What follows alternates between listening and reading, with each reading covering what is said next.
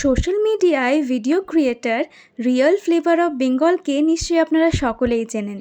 উনি যে সমস্ত ইনোভেটিভ রেসিপি শেয়ার করেন সেগুলো আমার তো খুবই ভালো লাগে, তাই ওনার থেকেই ইন্সপায়ার্ড হয়েই চিকেন স্টিউয়ের রেসিপিটি আমরা বাড়িতে বানিয়েছিলাম, যে রেসিপিটি আমি শেয়ার করে নিচ্ছি। প্রথমে শিলনোড়া দিয়ে ধনেপাতা বেটে নিতে হবে, আর সেই সঙ্গে আদা, পেঁয়াজ, রসুন, কাঁচা লঙ্কা কিছুটা থেতো করে নিতে হবে। এরপর প্রেশার কুকারে সামান্য সাদা তেল দিয়ে কুচিয়ে রাখা পেঁয়াজগুলোকে হালকা একটু ভেজে নেবেন। সেই সঙ্গে ধনেপাতা বাটা আর থেতো করে নেওয়া আদা, পেঁয়াজ, রসুন, কাঁচা লঙ্কা দিয়ে সব কিছুকে একটু মিশিয়ে নিয়ে 5 মিনিট আগে নুন হলুদ মাখিয়ে রাখা চিকেনের পিসগুলোকে এর ওপরে দিয়ে একটু মাখিয়ে নিতে হবে সব কিছু ভালো করে।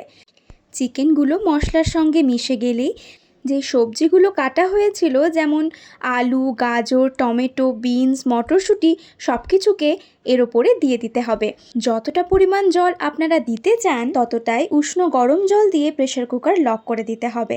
ব্যাস, তারপরে 1 থেকে 2টো সিটি দেওয়ার পরেই প্রেশার কুকার খুলে দেখবেন সমস্ত সবজি এবং চিকেন সেদ্ধ হয়ে গেছে।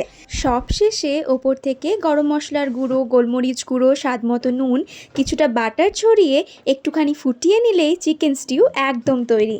এই স্টিউটি খেতে কিন্তু দারুণ হয়েছিল। আপনারাও বাড়িতে অবশ্যই ট্রাই করবেন।